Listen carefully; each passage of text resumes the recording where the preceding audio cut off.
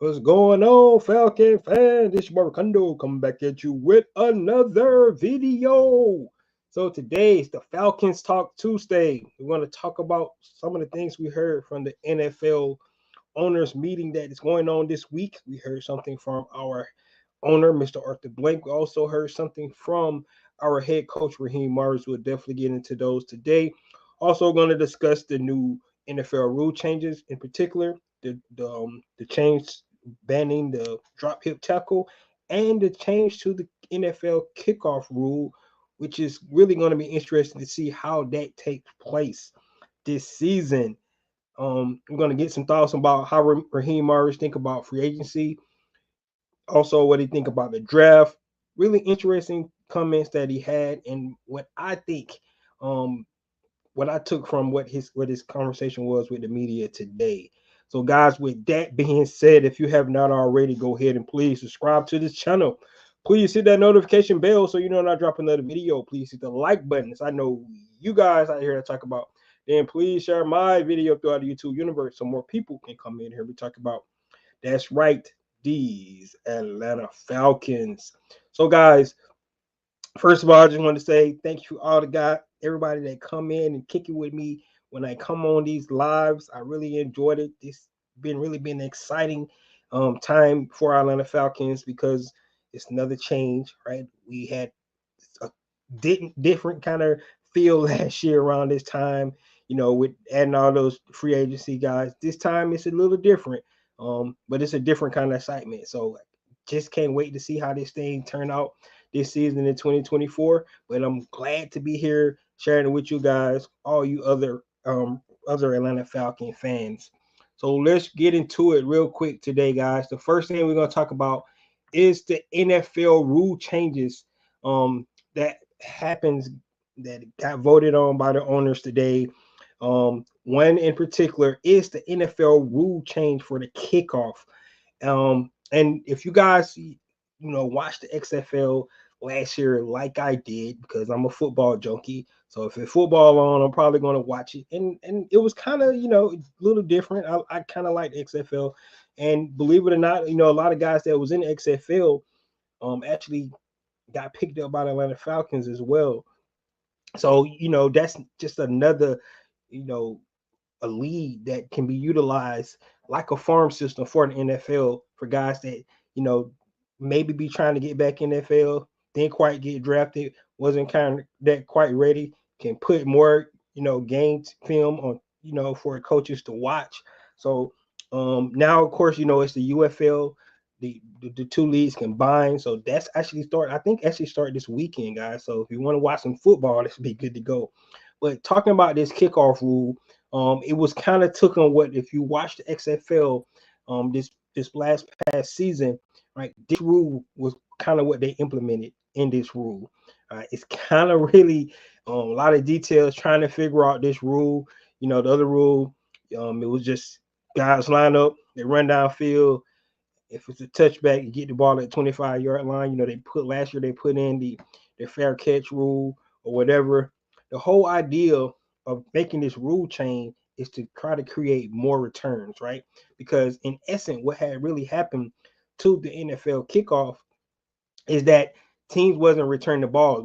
Most kicker was kicking the ball out the end zone.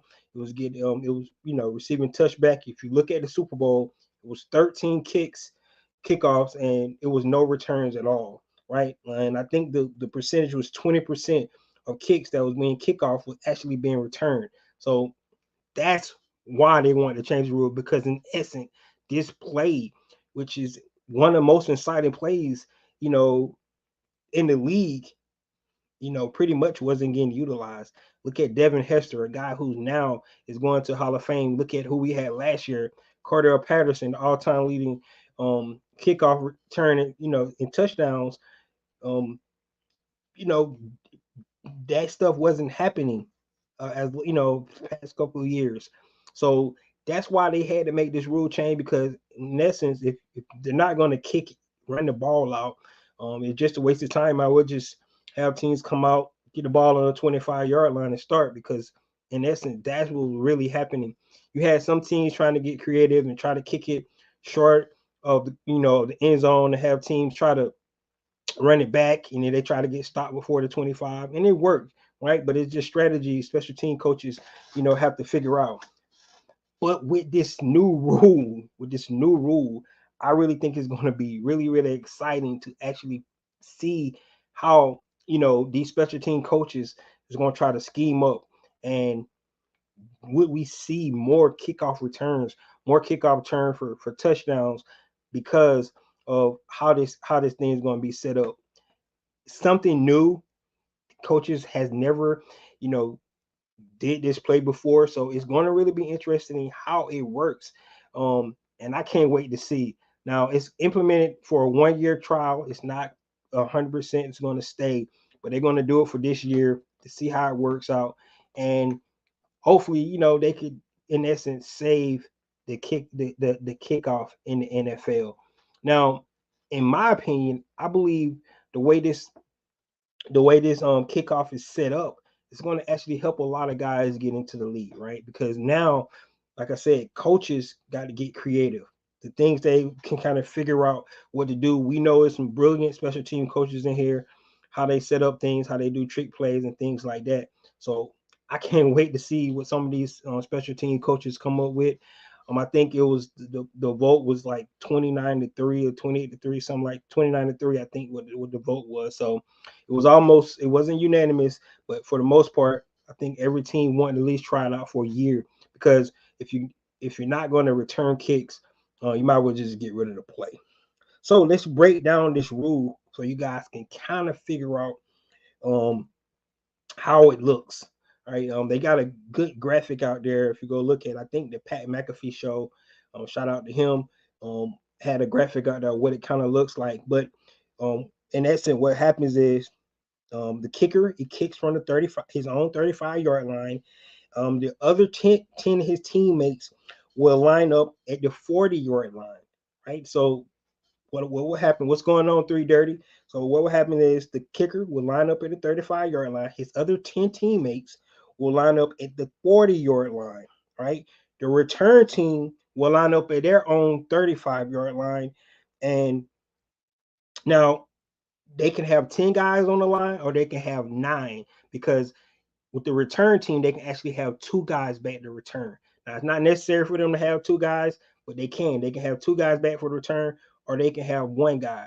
All right, but it's going to be either 10 or 9 guys going to line up at their own 35-yard line. The kick, which is interesting about the kick, and this is where I say they're trying to get more returns. So the kick got to be kicked between the 20-yard line and in the end zone, right? That's where it has to be kicked. If it's kicked short or out of bounds, the return team will get the ball at the 40-yard line. So it's a penalty. So the kicker can't try to kick it short. You got to kick between the 20 and the end zone, right? The whole idea is trying to get returns. That's what they're trying to do.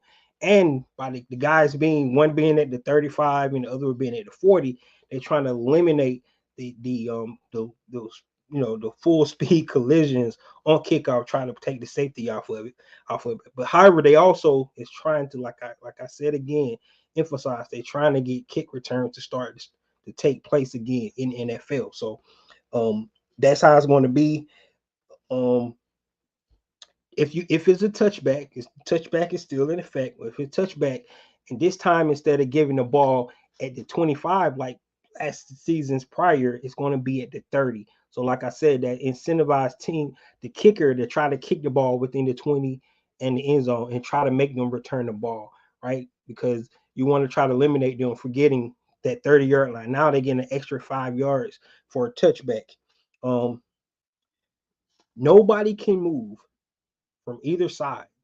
The 10 or the 9 from the receiving team, or the 10 guys on the line from the kickoff team, right? Only people can move around is the kicker and the returners in the back. If it's 2 returners in the back or 1 returner, those guys can move around, but everybody else has to move.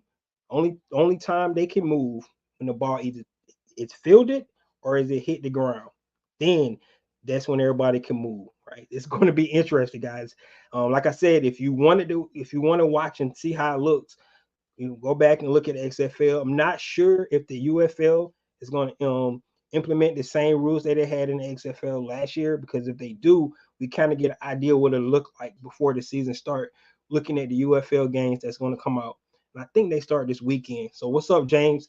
So it's going to be really interesting for this league. But the whole idea, guys, is to try to create excitement for this play, right? Because if they're not going to return kicks, they might well just get rid of it. So they're trying to create more returns, more excitement. This is one of the most, well, it used to be one of the most important plays in the game, right? Special teams trying to get good return yardage and things like that. But with so many touchbacks, 20%, only 20% of kicks from last season was actually returned, right? The rest, 80%, was touchbacks. So most of the time, teams were starting at 25-yard line anyway, all right? And the play was kind of just being dead. So this is an opportunity to try to save this kick. I mean, save this play in the NFL, right? So it's a 1 year trial. We'll see how it turns out. I'm really interested to see what you guys think about it. Do you think it's gonna work? Um, what kind of design some of these special team coaches gonna have? They're gonna have big guys on the line, or they gonna have more speedy guys on the line? Because you remember, they can't move until freaking the ball hit the ground or is it fielded. So on the kickoff team, or it's going to be a lot of little guys there, so they can maneuver real quick to get down and make the tackles. Like I said, it's going to be interesting to see how this works. I can't wait to see.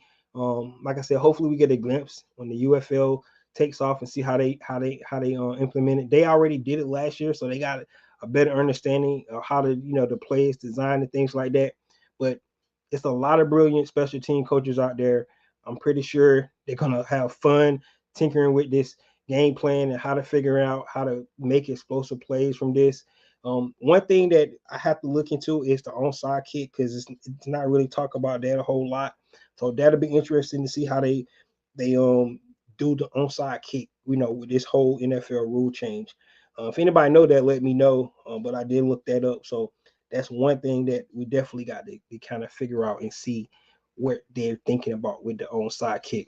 But I think this is going to be different, right? If you're a traditionalist football fan and things like that, and you're like, oh man, what they doing to the game, whatever. Well, it's the whole idea, because it's either this or get rid of the play altogether, right? They're trying to take safety out. They're trying to bring back the kick return game and make it more exciting. So let's see how it works on a 1 year trial. I mean, it's similar to, they start to call offensive pass interference and things like that. Didn't fail. They got rid of it. So we'll see if it's just fall into the same light where they wanted to keep this play in and decided like, nah, it wasn't that good. We're gonna get rid of it. But I anticipate a changes now. If it still have that low number of returns to the 20% returns, like one every 10 games or something like that, they might just get rid of it altogether. We'll just have to see. But that is the NFL kickoff rule change, which is going to be interesting to see. The next rule is the ban of the drop hip tackle. Um, I talked about this earlier, that they was thinking about making a vote on it, but well, they voted. It was unanimous that they wanted to get rid of this play. Majority of the injuries, a high percentage of the injuries in the last couple of years have been because of this play, right? In essence, what happens is the player grabs a guy from behind and he use all his body weight to bring him down. Usually it's on the guy ankle, on the guy hip, or whatever in lower extremity injuries. Um, Once again, it's another rule that kind of limit how defensive players going to make plays. If you got bigger players that you're trying to bring down, and the only way you can bring them down is utilizing your weight, it's going to be tough to do that. So it's going to be interesting how they teach this. Um, but once again, it's all about the bottom line, guys. They want to make money, more points on the board. You want to keep the best players on the field. Um, I think the latest person that got injured was the tight end from the Baltimore Ravens, right? He took a bad injury. He was out pretty much the entire season, but he did make it back for the playoffs, and that's Andrews. So that's maybe the reason why they're doing this. But looking at the numbers and things like this play right here um, has caused a lot of injuries over the last couple of seasons. So officially, this play is banned from the league. Probably going to get penalties. Probably going to get fines um, during the game, and players will adjust because they have to adjust. Think about, you know, if like I said, if you've been watching football a long time, um, we had safeties like Running Lott, Scott Case, and those guys bringing the heat bringing the heat, throughout the the secondary. They had to make rules on that for defenseless receivers. Pretty much cannot touch the quarterback. Only place you can touch the quarterback from the chest to the waist, right?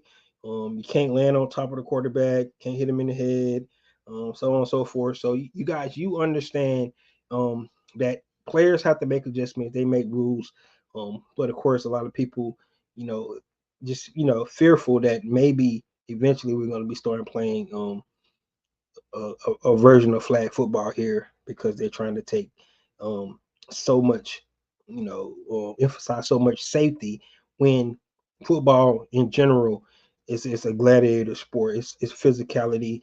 Most of these guys understand when they go out there, they're putting their body on the line. So, but if any way they can make it safe, still make it exciting for the fans, still keep that bottom line, they're going to do that. And a lot of people want to see points scored. So that's where we're going. And just another example. It is a dangerous play. Seems like it looking at the numbers. So I guess I understand, but it just makes it more harder for defensive players to make plays. And once again, guys, definitely give me your opinion on that as well. All right. Let's get into some more news here. So it has been confirmed. I don't think that it was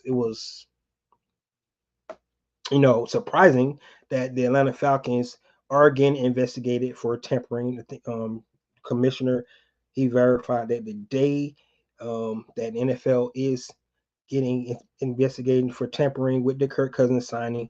Um, I kind of like what Mr. Blank said today because when you say tampering, I think it's more like you try to manipulate something, or try to do something, malicious or intentional, trying to, get an advantage of trying to sign Kirk Cousins, something like that.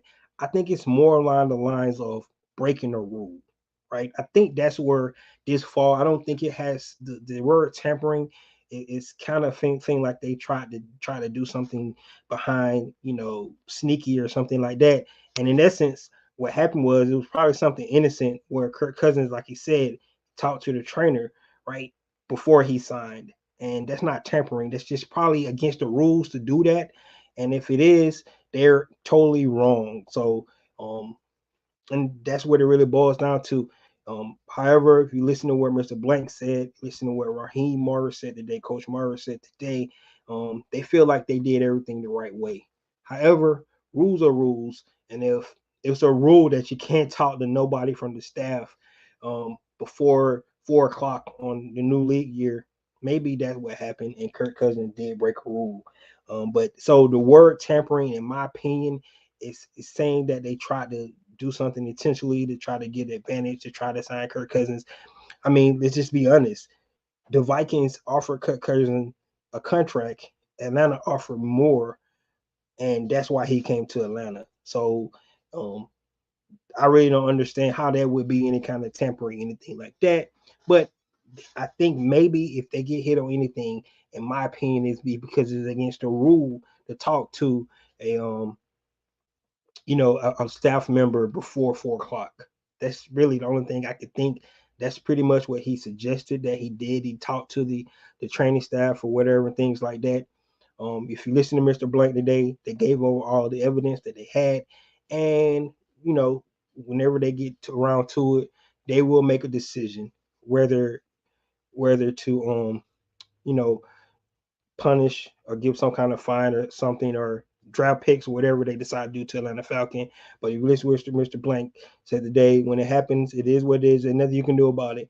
You know, you just got to take what it is. Um, I don't believe that they will be on made a decision by this year's draft. So I think if anything, it affect next year's draft more than likely. But we'll just have to see what happens. Now, if they work fast, if it's so blatant and obvious, maybe they can, determine that by this year, the 25th of next month, and we might lose a draft pick this year, but we don't know. So that's where it is with the tampering rule. In my opinion, it's more breaking the rule, not tampering.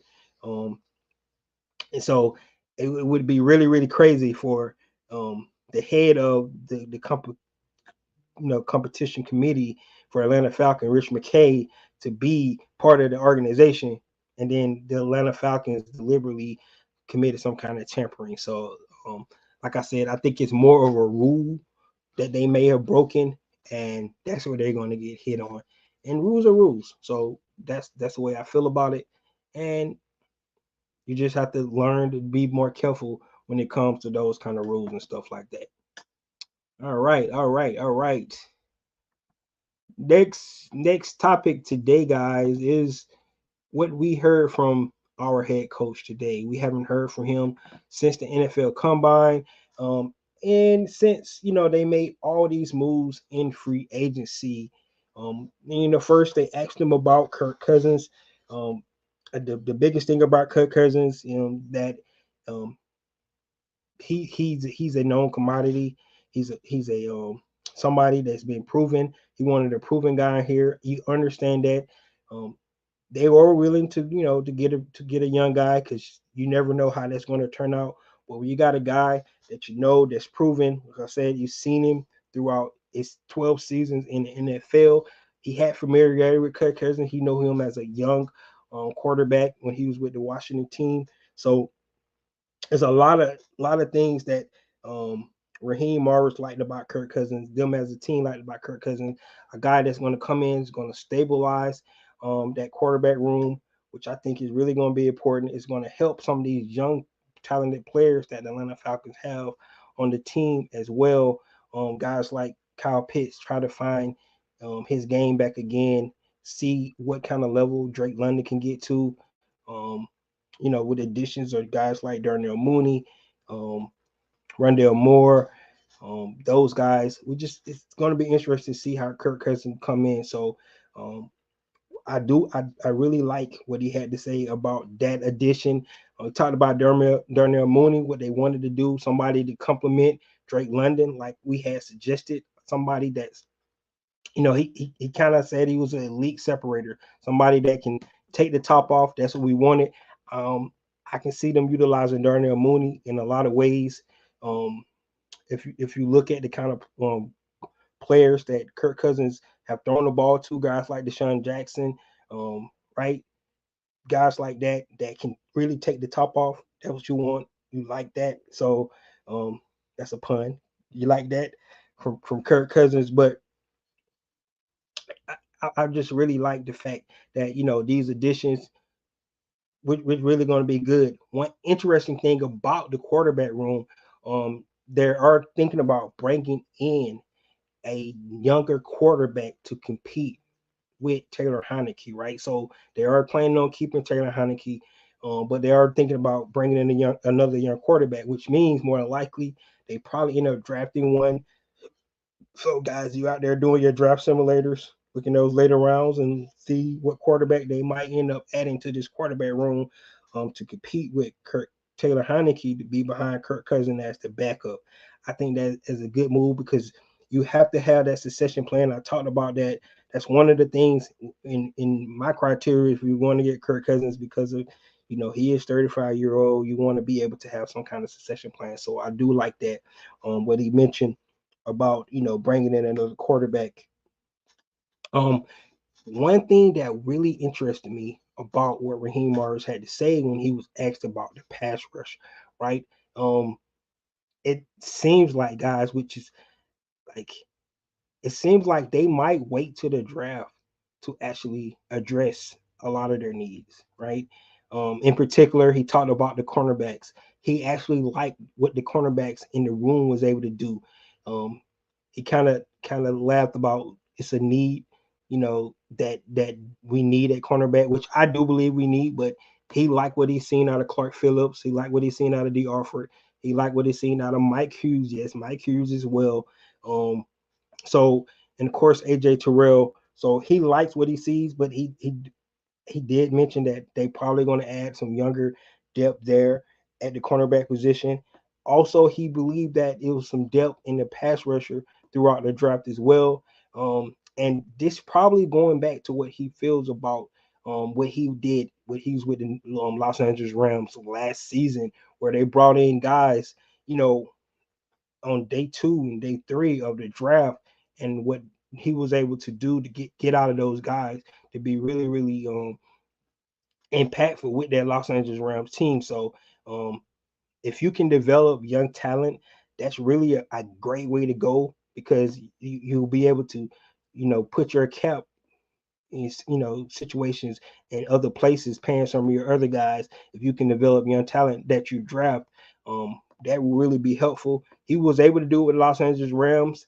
That's one of the things that I kind of was thinking that he was going to, and Mike Tomlin said it, right? When you got guys that has the skill set, that has the talent, and the coach is supposed to be, the coach's job is to be able to bring that out of them. So um that's what Raheem Morris think he can do. And it seems like, in my opinion, it seems like um, they might not do what we thought it was going to do and add more free agencies, more guys in free agents right now. I think if anything, it'll be after the draft. But I could be wrong. We just have to see. We did not hear from Terry Fontenot. I know he was interviewed. Hopefully, we'll get some things where he had to mention today about free agency and things like that. We do know that the Atlanta Falcons is dead last in cap space right now, according to Over the Cap. So they're going to have to make some moves. Um, they're going to have to make some moves to create cap space, right? We do know that. But just listen to Raheem Morris. I believe that they're going to take these 8 draft picks and they're going to add depth to this roster, and that was interesting to me. I didn't expect that. He did mention that he talked to Calais Campbell, um, and just waiting to see what Calais Campbell's decision is going to be.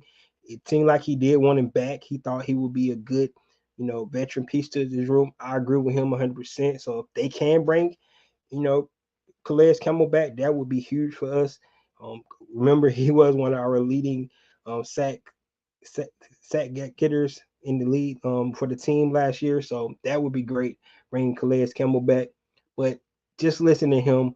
Um, it seems like they're willing to go in the draft and try to find the talent that that we need at some of these positions. If you keep looking at all the mock drafts right now, it seems like Dallas Turner is mocked to the Atlanta Falcons. But in my opinion, they could go either one of those guys. 100%, they could definitely go Jared Verse. They can go Latu. Any one of those guys, or you can do what he suggested and double down in the draft, get more bodies there. And I think they could definitely do that. So it's going to be interesting to see um, how they do this. But that one thing that I got from what Raheem Morris said today was about the fact that they were really was thinking about um, going into the draft and trying to fill some of these holes. He mentioned the salary cap. Um, I think they feel real positive about how they handled free agency. It's kind of opposite than a lot of us was thinking, that we had to add pieces on this defense, but they feeling, seems like they want to boost up the offensive side of the ball and build around that defense to the pieces they added last year, and just add depth from the draft, and probably add some more free agency after the draft. We'll just have to see. Um, 330 says the ball carrier doesn't have to make a business decision while running the ball because of the adjustments the defensive player has to make the tackle. Exactly. I mean, yeah, you talking about the drop hit tackle. I agree with you 100%. Um, and you're right because, but see, a lot of times what happens is ball carriers, especially the guys that love the game, they're not going to go down easily, right? So they're going to fight for more yards and things like that. And that's what I mean. I mean, look, think about a guy like Derrick Henry who's trying to fight for more yards, and you grab him by the waist, and how you going to bring him down? That's the point I'm making. How you going to bring this guy down, man? So it's going to be tough when you think about it. So that's what I mean by you know um, looking at a guy like that in that scenario. So that's what I mean. You also said a team should know the condition and intent of the player before they entertain a business transaction. Yeah, yeah. I'm think you think about that. Think about the tampering thing. Yeah, to me, it's just ridiculous to the fact that you have to make a decision blind, right? You can't talk to the guy, you can't do any medicals and things like that. It doesn't make sense to me that he couldn't talk to the medical staff to find out their plans, how they're going to treat him, his injury before he say yes, I want to come to the team. I agree. Like it doesn't make sense to me. Like I said, I don't know the rules. Like and maybe we will after this investigation, whatever, we'll get more insight on what he actually maybe did wrong or whatever. But if he just talked to the trainer, trying to get an understanding how they're going to do treatment once he, sign on the dotted line, how's that? I don't know, man. Like sometimes NFL have dumb rules out there. I mean, they find guys for having different color shoes on, their socks not up. Rules. Some rules just there. Like trust me, I was in the Marine Corps for 20 years, so I understand rules and regs. So I get it. I 100% get it. The rules and regulations on stuff like that, and sometimes it don't make sense. So I understand that NFL have rules and regulations, and like I said, if they broke one of those rules, maybe they need to make sure that going into that so-called tampering period, that they call it, that they know all the rules and the guidelines before they would even do it, because maybe they wasn't even aware that they was breaking the rule, right? And that's what I mean. Like it's no intent there to try to tamper or something like that, but that's the way somebody might want to look at it. And that's what I mean. So you just gotta take it with a grain of salt. It is what it is, right? That's the way I look at it. Um, but guys, listen to Coach Morris. Every time I listen to Coach Morris, be honest with you, I get fired up more and more. He just made me believe, like, I'm still like, man, we need to do something to defense. But then listen to him and his belief that they might be able to get something done. Um, you know, with this team, I start to believe again, man. So I believe that he was the right pick for this team. Just the belief, the energy that he brings, the belief that he gives. Now you got to go out there and put it on the table and put it on the field and make something happen. But I just like his energy, man. And listening to him today just got me more fired up again about that they know what they're doing. They got a game plan. It's not just flying by the seat of their pants. Um, and they feel like if they're gonna go into the draft and find the guys they need to find, and he feel like him and his coaching staff can develop those guys. What's going on, Millie Mills? Um, I think that's what they're gonna do. So if they could could figure out, you know, who in this draft want to help them be successful. I like that. I really do.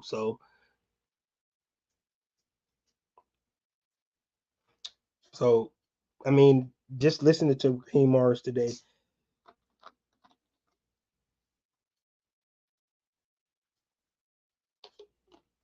one thing he said that he believed that it's depth in all the positions throughout the draft. Um, I think it's more in other places than when I think cornerback.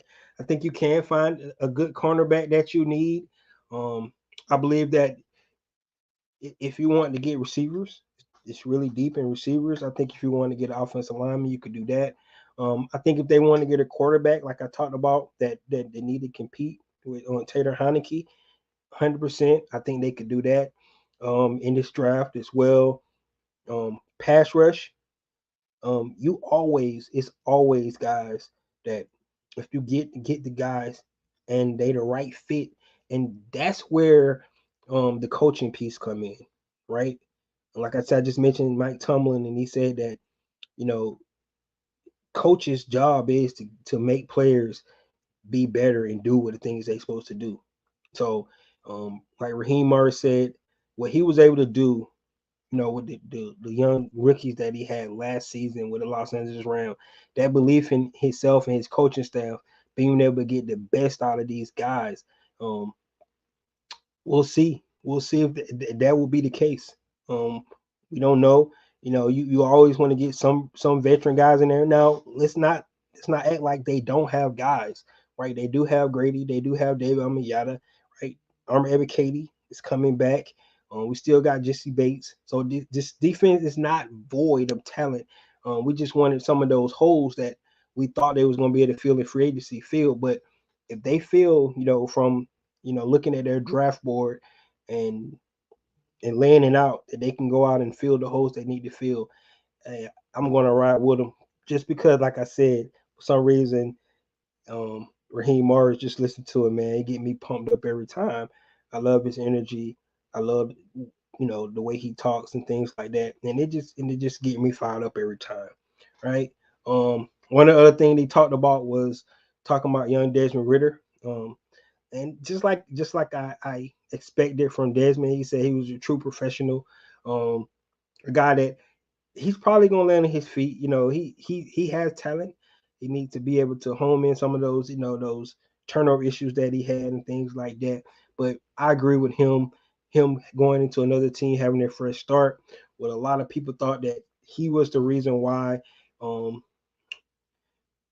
sole reason why that this Atlanta Falcon team did not, reach our goals this past season. I think he was some of it, definitely, but not all of it. I think it was some growing pains between the play calls and the quarterback play and things like that. So not 100% his fault, but you had to get better play at that position, and the Atlanta Falcons did what they had to do, which you have to love, you have to respect that, and going forward, you know, going forward, let's just hope Desmond Ritter can fall on his feet.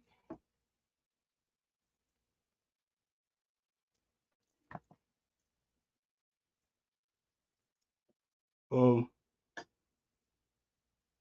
what you mean? What you mean with the Mills? What you mean? You said they're near most of it.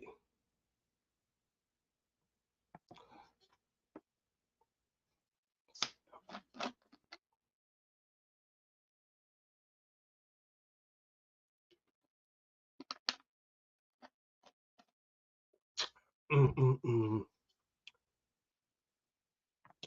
Oh, you talking about Ritter? Yeah, I mean, if you just look at it in totality, yeah, most of it, yeah. I mean, I think he lost 3 games for us, and if you transpose those 3 games, that's 10 wins instead of 7 wins. So I think 7 wins wins the division easily, right? We host a playoff game. This will be a whole different offseason for the Atlanta Falcons, believe it or not, guys. Um, and the question you have to ask is, are we better off for it? That we didn't go to the playoffs, because we will still have maybe some of the same issues that we had this past season. Um, but never know. Ritter have an off season. He improves. He would have got better. Coach Smith would have learned to error his ways, call a better game, things like that. We just don't know how it would have turned out if we could have won 3 more games.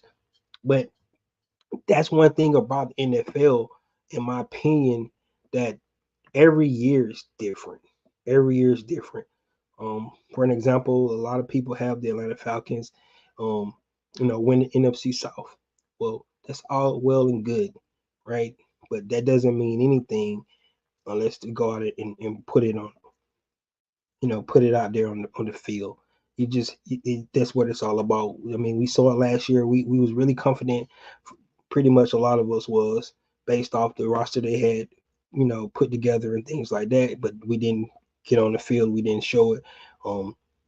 NFL has, in my opinion, out of all the sport leagues, um, one of the it's one of the most leagues that has the most parity out of any other league. Right, a lot of teams can go from worst to first if you put the right pieces in place. That's really what it boils down to. You have to put the right pieces in place. If you don't put the right pieces in place, it won't turn out good for you, right? You look at what happened last year. Some of the teams that was expected to be really really good, like the New York Jets, they put all their chips into Aaron Rodgers. Then when he went down, the team um, was really not that good when you look at it outside of what they put in the quarterback position, because that's all they lost. But it was it really just the quarterback, or is it more, right? Did with Aaron Rodgers would have masked a lot of the issues that they really had, and that's what I mean. You know, just looking at the play from a quarterback position, it kind of masked some of the other holes that we had from this team. That now we can be on the outside looking in and fix some of those issues. So that's what's good about it from year to year. Each team is going to be different. Even the Kansas City Chiefs winning, right? They just lost Ladarius Sneed, right? It's going to be a different team next year. So yep, they trying to run it back, but they're going to run it back with a new group, not the same group from before. That's why you have to look at it. Hopefully, we're heading in a different but better direction and changing DNA of this franchise. I agree. Um, you want to see a culture change. You want to have that belief. One thing that Coach Murray said in his introductory press conference is, "Why not? Why not? Why we can't be that team, right?" And that's what you're going into every year hoping. Why not? Can we, you know, go 6-0 in the division? Why not? Why we can't do that, right? Why we can't be that team to do it? Why can't um we host a playoff, the first playoff game in the Mercedes-Benz Stadium? Because guys, we have not had a playoff game in that stadium yet, right? The last playoff game we had was in the Georgia Dome, right? So why we can't be the first team in 2024 to host a playoff game in the Mercedes-Benz Stadium, right? That's that's what you got to believe. I mean, if you don't have the belief, especially when it comes to sport, that you can be successful, um, why are you even going on the field, going out and play? That's just how it's got to be. But you got to put the work in. You got to have the pieces here, and you got to have the right culture. I think Arthur Smith, the talent was there, right? That's why it's so disappointing, because when we look at this roster, you see the talent that was there, but it wasn't utilized, right? Um, I mean, just think about it. A lot of people thinking that the Kyle Pitts signing was was a bust. It really, when you think about it, but we really don't know, right? He had a great rookie season, and then the last 2 seasons been mediocre at best, right? He was, filled by injuries, of course, but um, it really wasn't. If you look at the last 2 seasons, you ask yourself, was it worth the number 4 pick overall? And you know, based off what we've seen, the answer would be no. But if you go off just the first season, if you thought the trajectory was going in that direction, you would say yes, it was worth it, because he was going to be one of those guys that was going to put up numbers every year, right? And just was not the case. Um, that's why we had to go get Kirk Cousins, have a stabilized um, guy in that position to see what we have in this young talent in these guys, right? They always throw out Drake London, Kyle Pitts, and Bijan Robinson, and I get it; they the first round picks, right? They the top 10 picks, but we always forget Tyler Algier, right? Which is the 1,000-yard rusher himself, and is a hammer, in this league. So you got to be able to put him in the mix as well. I don't want to leave him out. Billy Mills says, it's been our coach's job. Isn't hard. We got to get players, find a way to win. Shit simple, for real, for real. Stop overthinking it. Line up and play football. Exactly, man. Like when you get number one picks, first round picks, those guys supposed to be the best of the best. Right. And you got to get them the ball. Like, you right. Stop overthinking it. That's be honest with you, that's what I admired about Kyle Shanahan, right? People said that, he kind of utilized Julio too much, right? But Julio was always the first read, probably on every play that he called. He was always that first read, if you're looking at it. And it's justified because he should be, right? Especially if they're gonna play you man to man coverage, I'm going to my guy, right? That's what you got to do. Make it simple. Why making it difficult? Don't trick the team. Um, I don't care if I'm going to this guy. You can't stop him, right? That's how you got to do it. Stop him, and then I go somewhere. But if you can't stop him, I'm gonna keep going to him. And that's what Kyle Shanahan had. He had that mindset. Make the whole thing. Keep it simple, stupid, right? And so I agree with you 100%, Billy Mills. That's how it has to be. You got to be able to roll with it. I mean, Bijan Robinson is a great running back. Get the ball to him. Drake London got so much potential. And one thing that's really interesting about Drake London is that he's a freaking he's a monster, man, out there. He's physical. He want the ball, and he want to punk those cornerbacks. He really do, man. You can see it. You can see it.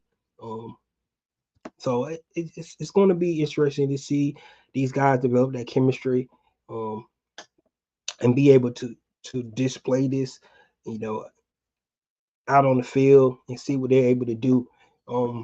One thing that I heard and was interesting to me when we thinking about, our offensive weapons that the Atlanta Falcons put together this past season. A lot of the teams that are successful are really, really good offensive teams. Really good offensive teams, right? I mean, if you look at it throughout the who goes deep into the playoffs. You look at the Detroit Lions offense this year. You look at the San Francisco offense. You look at the Dallas Cowboys offense, right? You look at what the Kansas City Chiefs been doing for years, right? Offense has to be good, right? Defenses, you want to have a good defense. Now, if you look at what Kansas City was able to do this year, they had a really, really good defense, right? They had a really good defense, but their offense made plays and they need to make plays, and that's what I'm talking about. When they get down to those big time crunch games, you want your defense to stand up. Defense is situational, in my opinion. Offense is putting points on the board. Defense is situational. You can have the worst defense in the league, but they play big at situational football. That's how you win games, right? That's why the Atlanta Falcons lost against the Vikings. That's why Atlanta Falcons lost against the Cardinals, right? Because in the situations on the defensive side of the ball, we couldn't get it done, right? That's how you win, right? You put up points on offense, be able to put up points, put up points, put up points. But on the defense, right, we don't necessarily need a top 5 defense. It would be nice to have. Don't get me wrong. It would be great to have a top 5 defense, right? You can go look at the 2000 Ravens, right? You go look at the 85 Bears, right? You go look at some of those dominant defenses that's out there, right? You go look at one of the best defenses this year, the Baltimore Ravens. But when it came to situational football, they couldn't get it done. They couldn't get Patrick Mahomes off the field, right? They couldn't stop him doing the things that he had to do to remember the last play he threw right down the middle of the Van Dale Scantling, right down the middle. Situational football. That's what that's what you see, right? So I like the fact that they invested in this offense with a competent quarterback, right? But now we got to be able to get this defense to play good situational football, get off the field on third down, right? That's what we need to see. Millie Mill said Anna Reid does it every year as well. Why couldn't DQ Arthur Smith do it? Exactly, man. Get your playmakers the ball. Get your playmakers the ball. He said, except the Chiefs are not staying on offense, but Pat Mahomes offset. Yeah. Now, that's why I said I using the Kansas City Chiefs was not a good example because he had the first two seasons, the first two Super Bowls they had, right? They scored over 30-some points a game, right? So they did have a close offense, even without um the cheater, right? Even without him, they still scored over 30-something points the next season and win the Super Bowl, right? This season, though, you're correct. They didn't have their offense was not good at all. They had probably the most drops in the league, probably out from receivers and things like that. But they was able to get it done. They was able to get it done in big moments. So, I mean, still had Travis Kelce, right? And you had Patrick Mahomes, and you had Andy Reid. So, that's still pretty good on offense for me when you think about it. That's that combination of those three guys, getting the job done. But so I like the way they thinking. They're trying to get this offense going. Got to score more than 19 points a game, and then we want our defense to win the situational football. And if we can do that, this Atlanta Falcons team can go to where we need to go. Right? But it was really good hearing from our head coach today. Really good, good hearing from our owner, Mr. Arthur Blank. Um, he's optimistic about this season. Um, I still want to see the finished product, where they decide to go. But listening to Coach Myers today, I don't think they're going to do a lot of more free agency signings. Um, don't think they're going to make no blockbuster trades or anything like that. Just listen to how he talked today. Now I could be wrong, and if he does, that's great. It'd be interesting to see what happened to Calais Campbell. He did talk to him. What decision he make? Is he going to hang it up, retire, running back one more time with this Atlanta Falcons team? Just be interested to see what his decision to make. I want to say good luck to Cordell Patterson, getting back Arthur Smith. I know that's the good pairing for both of those guys. Cordell Patterson had some of his best seasons under Arthur Smith. So, what's going on, Brian? People. So we'll see how that turns out. We do play Pittsburgh in Atlanta this season. I can't wait till the schedule come out and see when that game is going to be. But CP going back with Arthur Smith. Like I said, he had some of his best seasons with Arthur Smith in his career. So it'll be interesting to see if he's on that kickoff, that new kickoff rule that's out there. If CP is going to be one of the guys in the back trying to bust one open, trying to add to his record that he already has. And hopefully he do. Just hope he don't do it against us in Atlanta. That would really suck. So what's going on, Wallace? Just get you guys catched up. I talked about the NFL kickoff rule. I talked about the ban of the drop hip tackle. I talked about the tampering investigation, which in my opinion is more, if anything, is they broke a rule. They didn't really tamper. I think that's the bad way to put it when you say that they actually tampered, because it was no intentional trying to steal Kirk Cousins away. I mean, they literally gave the guy $180 million. So they didn't steal him away. They paid more than any other team was going to pay for him. If anything, they broke a rule, right? So, and if they get hit for that, I understand. It's rules are rules. Maybe the Atlanta Falcon organization need to train all their people about the rules during the illegal tampering period. See, it's stupid. It's illegal tampering. It's legal tampering period. But then you get fined for tampering. It's the dumbest thing I ever heard of in my. If you don't want to talk to the guys before the new league year, just wait till the new league year, and then you can talk to anybody you want to talk to. It's the dumbest thing I ever heard. But rules are rules. If it's a rule out there that they can't talk to any staff members before 4 o'clock on new league year, they broke a rule. If that would happen, so it is what it is. But you cannot make it up. Let's see here. We got some more comments here. I think pieces he need on defense are already here. Move Troy to edge and let the cattle hunting mofo chase down the quarterback. That's a great point. You know, somebody mentioned moving Caden Ellis to the edge and then put Troy and Lamon in the middle.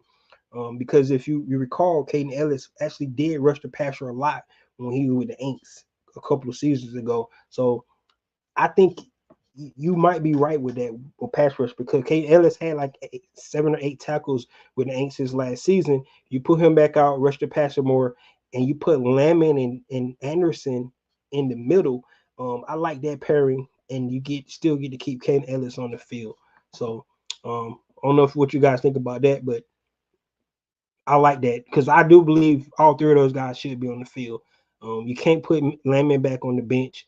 I still think Troy Anderson has a lot of, you know, he just like you said, they called the guy a cyborg anyway, right? So we want to be able to utilize his skill set, the speed, the size he has. Um, we want to see him on the field as well. So um, Mario's experience achieving success he had with rebuilding the Rams team last year is a hope that he can turn the defense into a top tier defense. And that's where what I heard from him. I agree with you, Dante. I agree 100%. I think basically what he's saying was he took a young team last year and he developed those guys, right? He had a young secondary. He had a lot of young pieces around Aaron Donald, and those guys they flourished. They stood up. They really had great seasons up under Raheem Morris. And like I said, as a coach, he may be feeling he can do the same thing here in Atlanta, right? There are pieces to what Millie Mills said. There are pieces already here. Don't get it twisted. Dave Yada, Jesse Bates, Grady Jarrett, Caden Ellis, Troy Anderson, Nate Lamon, AJ Terrell. It's some pieces here. So it's don't get it twisted like the Baron is dry on the defensive side of the ball. If some holes need to be filled, but they do have some talent on this side um, of the side of the ball, so they can get it done. Wallace says, I don't think we're going to lose any draft picks over Cut said in the press conference. Like I said, if we do lose any picks, it won't be this season. NFL dumb, man. They might lose some picks. Like I said, the stupidest thing for this is we got the head of the competition committee, part of the Falcon organization, and we break a rule. Like you can't even make that up. Like I don't understand. If that's the case, we deserve to lose a pick. But I agree. I don't think it'll be this year. If anything, it'll be next year. But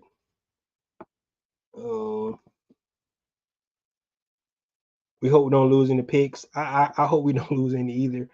But we'll just have to see what happens. Falcons going to Falcon. Exactly, man. That's what I mean. Like, freaking Rich McKay is the head of the competition committee, right? You would think they would know the rules about if he can't talk to nobody before if that's what they're going to get him about. But I just don't understand how you say it's illegal tampering period 2 days before the new league year, but you can't talk to nobody during that period. Like it doesn't make sense at all. It just doesn't make sense, man.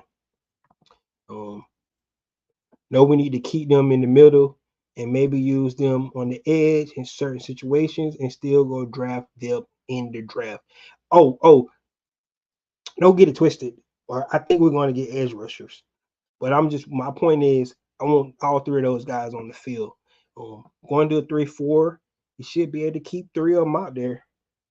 Um, that's what I'm thinking, right? You should be able to keep all those guys on the field.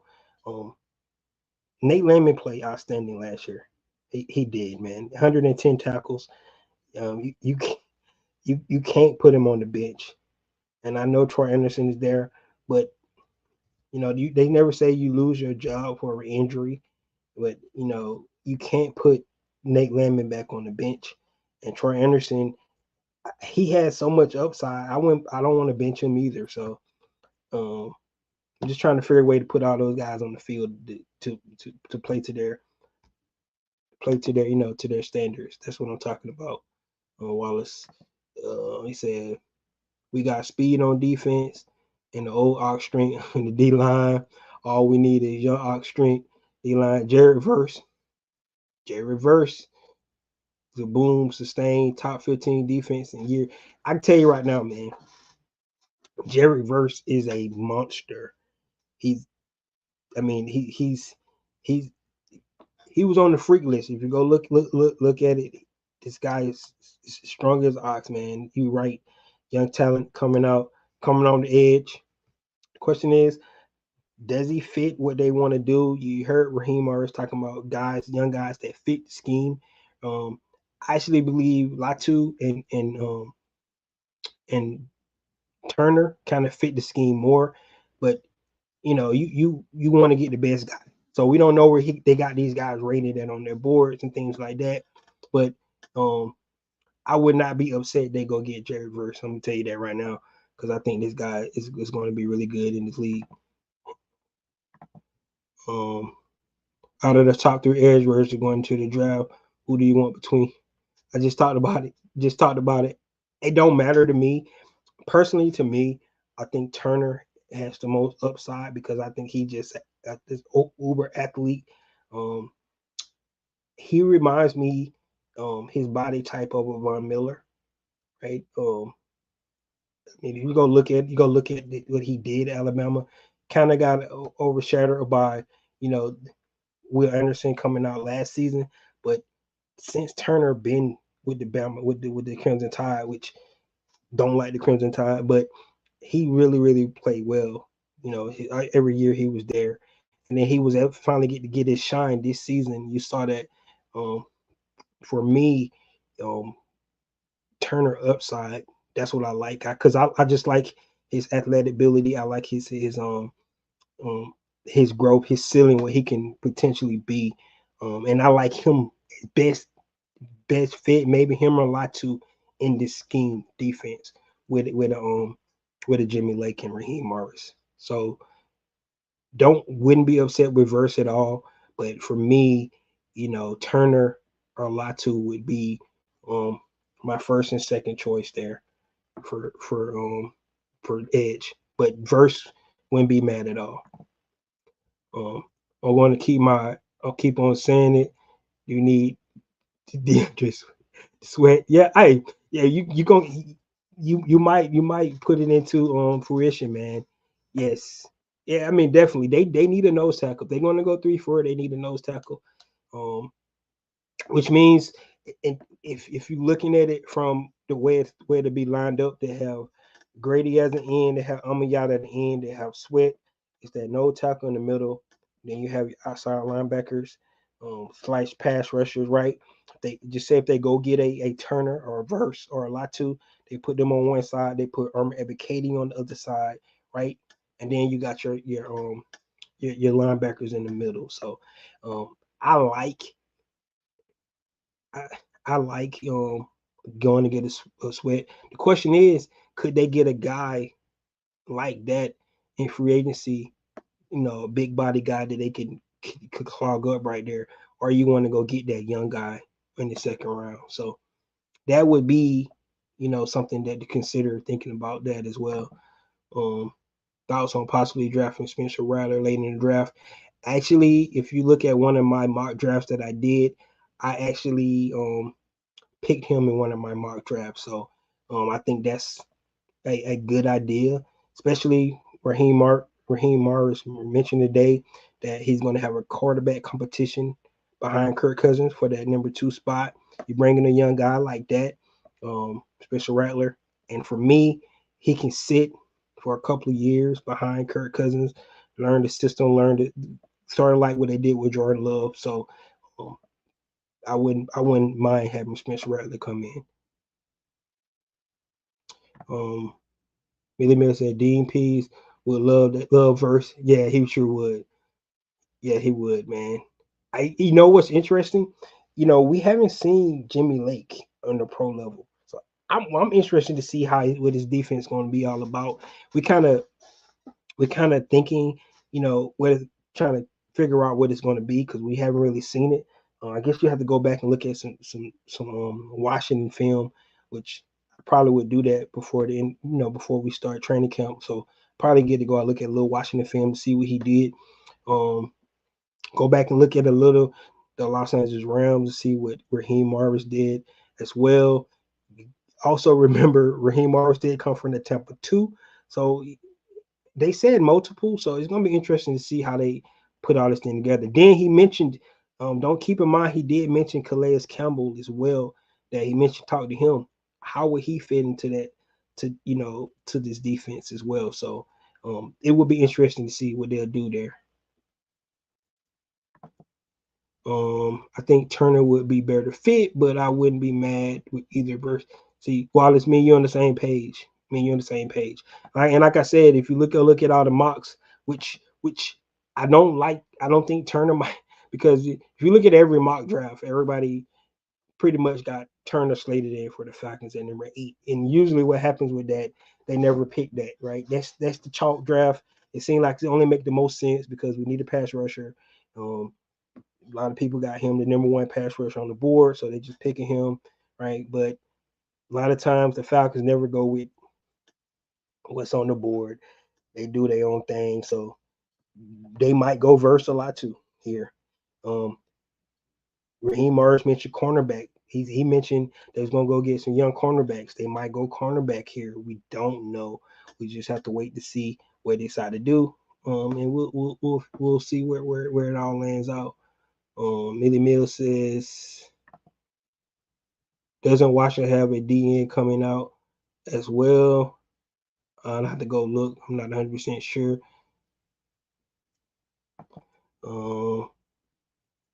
It would be better to get a younger player in the draft at nose tackle instead of trying to find a nose tackle late in free agency and get him for a 1-year deal. Yes, right. You like I just talked. We talked about this earlier. Developing young talent. What he was able to do with the young defensive tackle that he drafted last year in day 2, or maybe even day 3. I can't remember when the young man was drafted, but of course he was playing beside Aaron Donald, but he had an outstanding year. And if you can get a guy like Sweat, I agree. I mean, at this point, man, the more talent you get, young, especially young talent, looking at the salary cap now, because you're paying the quarterback so much, the better it is. So I'm never going to say not go get young talent and develop those guys because you could grow those guys, have them here for a longer period of time to sustain some kind of win. So that's why I'm not going to ever say don't go get young talent. Nathan Floyd said Morris used 6'4", 315-pound guys at outside linebacker last season with the Rams. Dang, I didn't know that. Like I said, I got to go look. Thanks for giving us that insight, Nathan. I'm definitely gonna go look at the Rams. I did not watch the Rams a lot last year, so I definitely got to go look at some film on the Los Angeles Rams. I'm definitely gonna look at some film on the Washington in 2020 and see what Jimmy Lake, what kind of defense he had, just to get an idea of what direction that they're thinking about going with this defense, and then kind of put some of our players in there. Well, like we know some are like what greatest strengths are. We know Jesse Bates can play either safety, right? We know that. We know AJ can play zone. He can play man. So I think Clark Phillips fits better in zone. If you go back and look what he did at Utah, like I said, Kay Ellis is a great pass rusher. Um, we know Nate Lemon is a thumper. He's going to come downhill. So you're gonna put these guys in the best position for those guys to be successful. So you know they might have an idea what defense they run, but I'm pretty sure after looking at film and seeing what these guys do, you got to put it all together and put these guys to be successful to get the job done. Like I said, Trice and Forte both from Washington. There you go. I'm gonna look at both of those guys. Thank you for throwing those names out. And Millie Mill said, Nathan, you right. 315, man. That's insane. That's a big boy on the outside linebacker. But that just give you an idea of how out of the box where Raheem Morris was thinking last season and how much growth he has grown since his first stint when he was with Tampa. So you love it. And then even 3 years ago when he was here with Dan Quinn as well. So I love the growth that we're going to see. I think this is a great coaching staff. If you listen to what Arthur Blank saying, and I think the biggest thing that I'm taking away from what we're getting from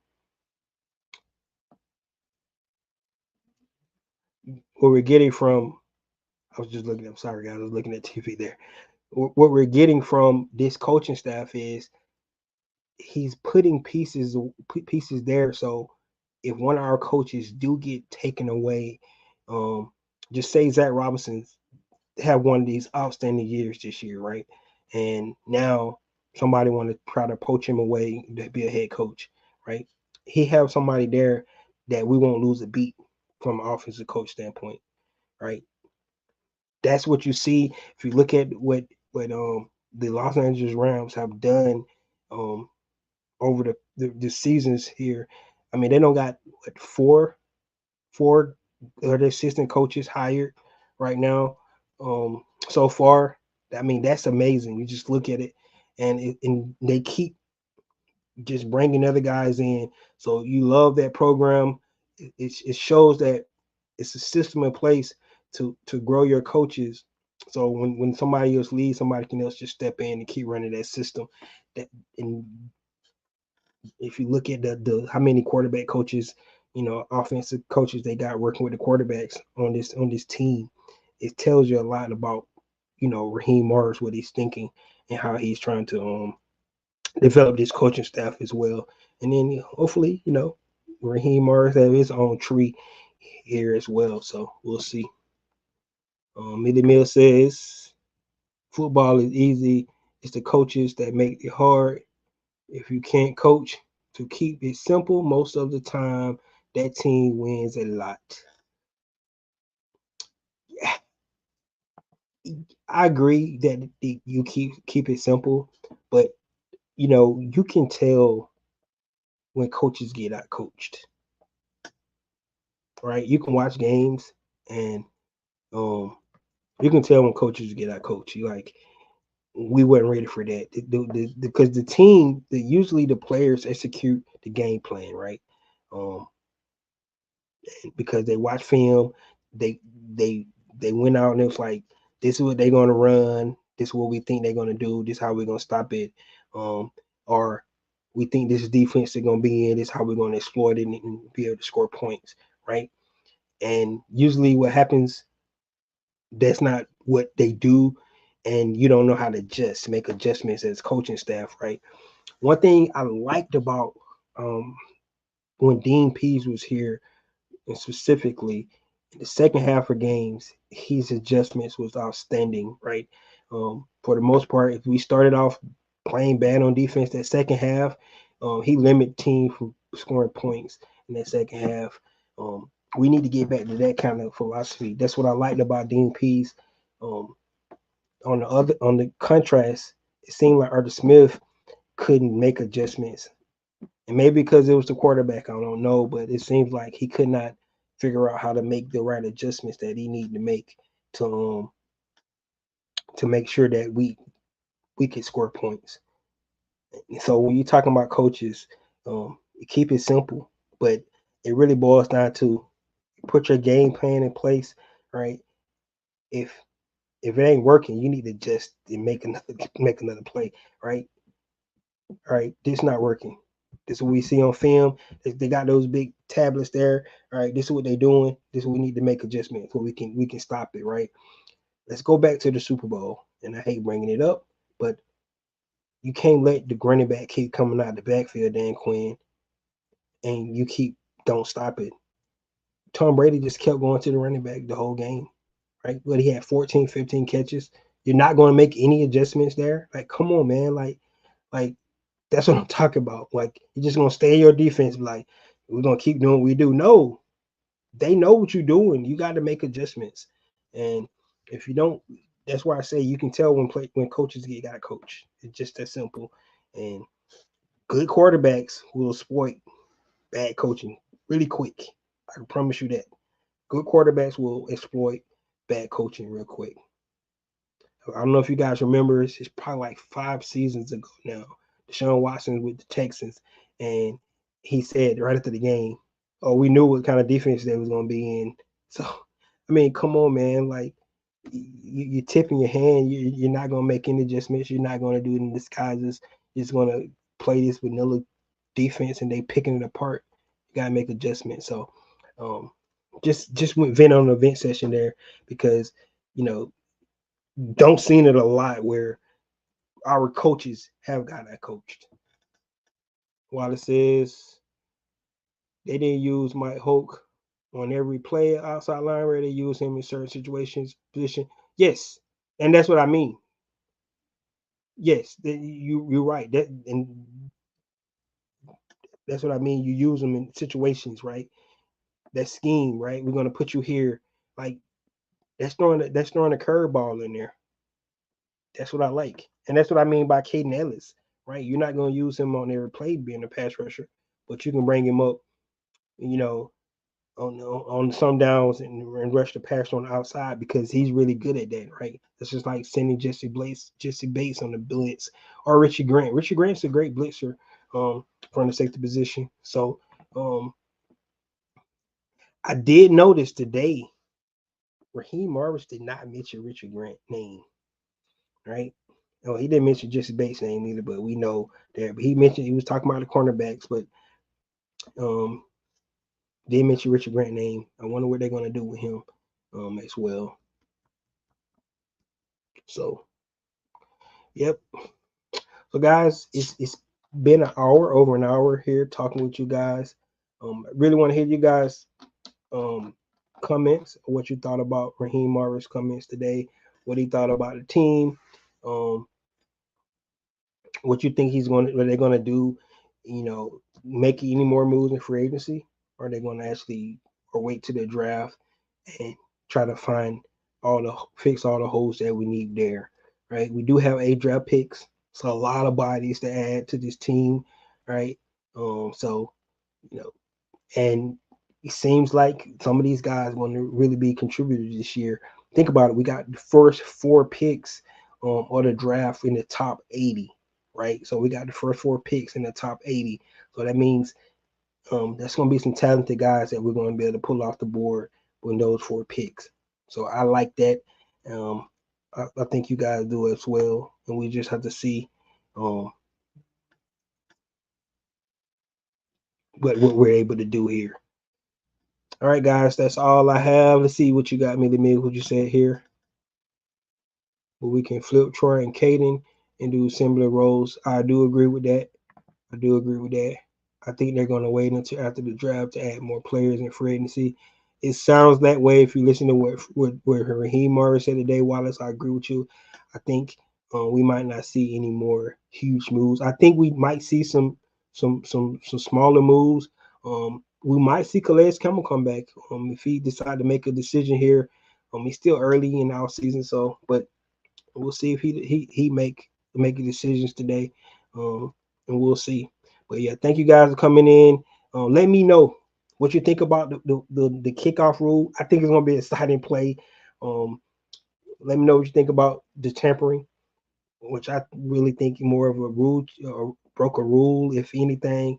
And then, like I said, what moves the Atlanta Falcons going to make, either draft or free agency. That's all I have. Thank you guys for coming in, kicking it with me today. Really like kicking with you guys.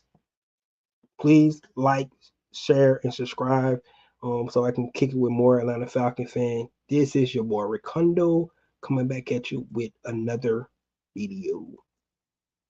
Peace.